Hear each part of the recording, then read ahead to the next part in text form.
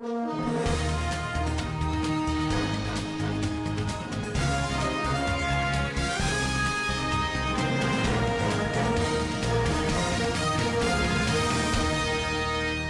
and welcome to Standard Voice Television Global News today, 18 June 2026. Equivalent Islamic calendar to Muharram 1448 after Hijrah.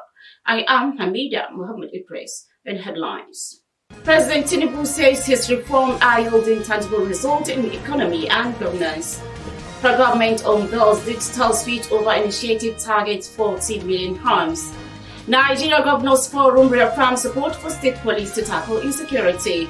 On the international scene, Iran, US signed peace agreement to Middle East war. And on sports update, Ghana's Black Stars beat Panama 1-0 in ongoing 2026 World Cup. Lisa Moniz will be coming to you in the bulletin.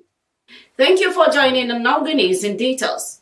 Presidency says the reform being implemented by the present administration across critical sectors of the economy and governance and yielding tangible results. President Bola Ahmed Tinubu made the assertion in Abuja while commissioning 10 newly completed residential quarters for judges of the Federal High Court in Katampe District of the Federal Capital Territory, FCT. He described the project as a demonstration of his administration's commitment to strengthen democratic institutions, saying that provision of the housing units would enhance judicial independence and improve the welfare of judicial officers. Tinubu, who was presented by his vice Kashim Shettima, emphasized that the building is a deliberate effort to reinforce the judiciary as critical pillar of Nigeria's democracy.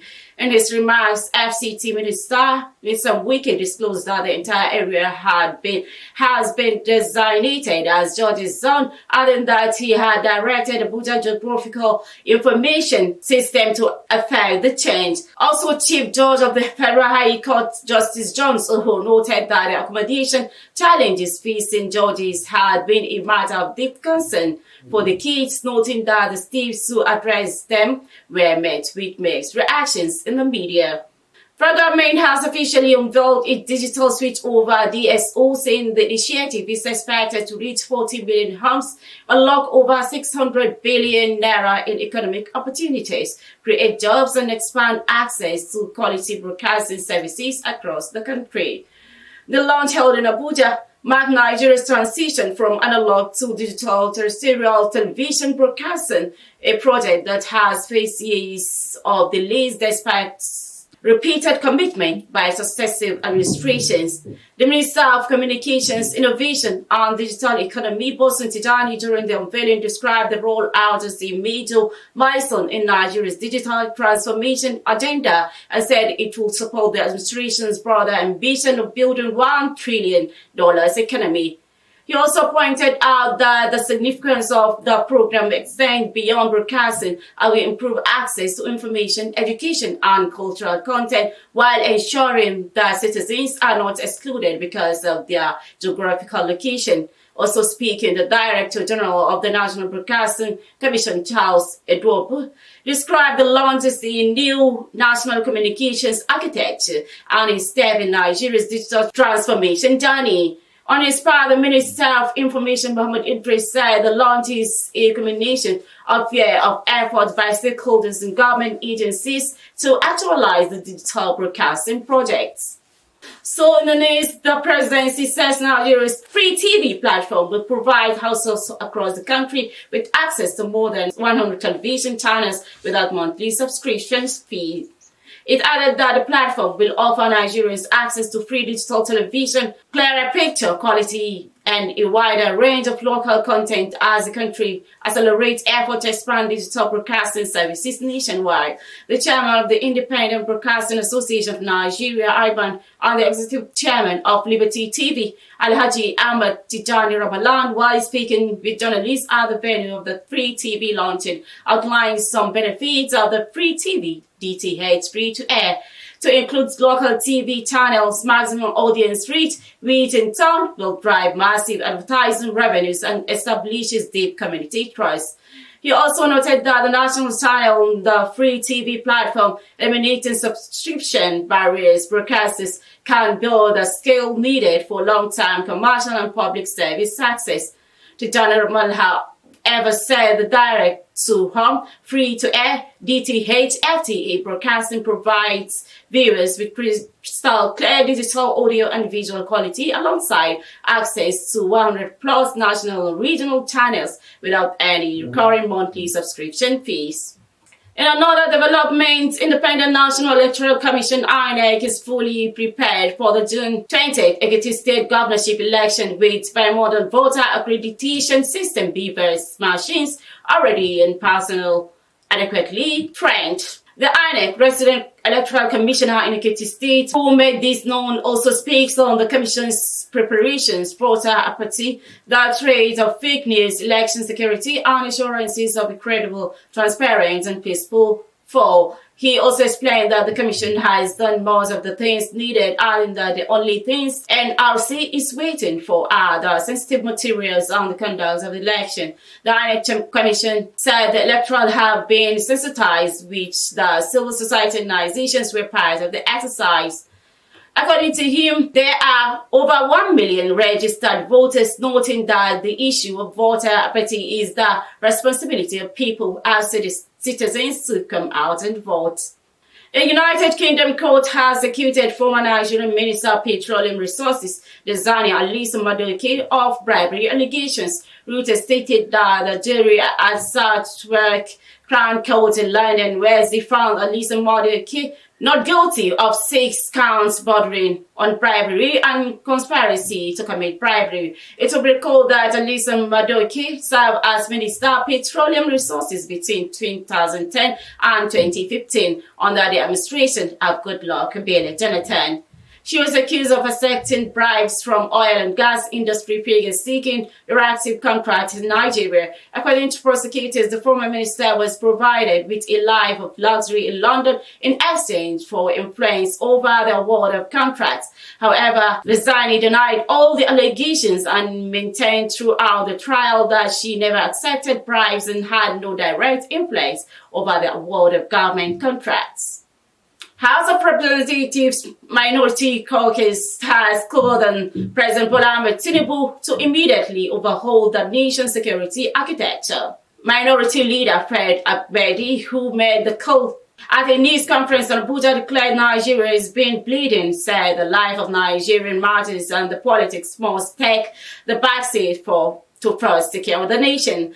He also stressed that government exists primarily for the security and welfare of the people as enshrined in Section 14, subsection 2 of the Nigerian Constitution.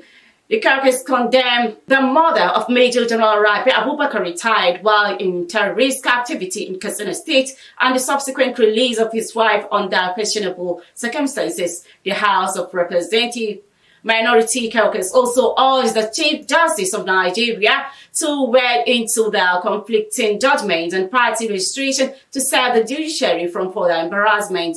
The leader also condemned the kidnapping of school children and their teachers in Oyo State and demanded an immediate, coordinated, no-ransom rescue operation for their release. The news is coming to you on Standard Voice Television, so to come in the news. Niger Governors Forum reaffirms support for state police to tackle insecurity. On the international scene, U.S.-Iran signed peace agreement to Middle East war. And on sport update, Ghana's Black Stars defeats Panama 1-0 in ongoing 2026 World Cup. There's some more news to be coming to you after this short break. Imagine say television, movies, news and entertainment dey your pocket just like that. Welcome to Free TV app. Now the #1 digital TV app for Nigeria. Free TV app get over 100 live TV channels, breaking news, sports, Nollywood movies, small pikin shows and plenty more inside one app. No decoder wahala, no plenty setup. Just download, open, begin the watch. To get the app, just search Free TV for Google Play Store or Free TV NG for Apple App Store, or scan the QR code for your screen. Registration will take you seconds. You fit use phone number, email, WhatsApp, Google or Apple ID. OTP even dey, so make your account dey safe. For inside the app, the live TV section get over 100 licensed channels with program guide, pause, rewind and catch up. Free TV no be ordinary app. Na digital revolution. Download Free TV today. Thank you for coming back from that short break, and now the news continues. Nigerian Governors Forum (NGF) has reaffirmed its support for key national reform, including establishment of Svtv, the National Solar Supergrid Initiative, and agricultural development programs intended at improving insecurity, food production, and citizens' welfare. Ogun State Governor Dapo Abiodun announced this while presenting the communique signed by the forum's chairman, Abdurrahman Abdulrazak, and issued at the end of the forum's second meeting of 2026 held in Abuja. The communique said the reforms were critical to addressing Nigeria's worsening security challenges and driving sustainable economic growth. According to the forum, insecurity driven by Boko Haram and banditry and other criminal groups has persisted for over 2 decades, particularly in northern Nigeria, leading to thousands of deaths and widespread displacement. It noted that the threat has also expanded to parts of the south. The governors also reaffirmed their commitment to private sector reforms and partnership with federal government and development partners to improve infrastructure, social services, and economic opportunities nationwide. Still in security forces have recorded widespread operational successes across the northwest and north central regions, rescuing abducted persons, foiling kidnapping attempts, and arresting suspected terrorists and criminal cooperators in Katsina, Zamfara, Kogi, Kebbi, and Kwara states. The Media Information Officer of Operation Fansanya Mali, Lieutenant Colonel Aliud Anja, who made this known in a statement, said terrorists abandoned their positions and fled with the arrival of troops. He also explained that the operations carried out by the military and police on their various formations were intensified in recent weeks as part of ongoing counter-terrorism and anti-kidnapping offensive aimed at dismantling criminal networks and restoring stability in affected communities. Then just said in Katsina and Zamfara State, troops of Operation Fansanyama and that of Operation Clean Sweep rescued 7 kidnapped victims and foiled coordinated kidnapping attempts during sustained search and rescue and offensive operations. The spokesperson also in Kogi State said troops of the 12th Brigade Nigerian Army rescued 5 kidnapped victims abandoned by fleeing bandits during sustained operations in forested areas. So in the news, federal government has launched a 15 billion naira social determinants of health fund for cancer patients aimed at helping vulnerable citizens overcome non-medical barriers that often prevent them from accessing or completing cancer treatment. The Minister of State for Health and Social Welfare, Isaac Salako, disclosed this during the official unveiling of the fund's disbursement in Abuja. He explained that the initiative was designed to provide timely, equitable, and accountable support to cancer patients struggling with challenges such as transportation costs, accommodation, feeding, and inadequate social support, which frequently hinder access to care. Salako also announced that over 600 cancer patients have already applied for assistance under the scheme, while over 200 applicants have been verified through a screening process involving medical directors and attending physicians in the facilities where they receive treatment. Moving to the foreign scene, United States President Donald Trump has signed a Memorandum of Understanding MOU with Iran at the Palace of Versailles, asserting that the deal has prevented a potential worldwide depression. The details of the 14-point agreement have been disclosed, with senior U.S. officials declaring it a major win despite considerable concessions made to Tehran. Trump, in remarkable comments made on Wednesday, indicated that Iran possesses fundamental right to enrich uranium for peaceful purposes. The U.S. president added that he would not compel Tehran to relinquish its ballistic missile program and that the U.S. would have to return billions of dollars in frozen Iranian assets. On his part, the Iran president Masoud Pezeshkian also signed the agreement from Tehran. The U.S. Vice President J.D. Vance is anticipated to sign the act during a more formal ceremony in Geneva on Friday. Finally, to the sport and scene, Ghana won a dramatic 1-0 victory over Panama in their opening World Cup Group L clash in Toronto on Wednesday. Caleb bundled in the winning goal in the 5th minute of stoppage time, sending Ghanaians in Canada's largest city into a frenzy and settling on otherwise attritional battle. Both sides struggled to generate chances in the first half after Panama striker Cecilio Watama's second-minute attempt was steered away by outspread Ghana goalkeeper Lawrence Atizigi. Christian Martins triggered a massive roar from the loud Panamanian contingent when he lashed a shot in the side netting in the 60th minute.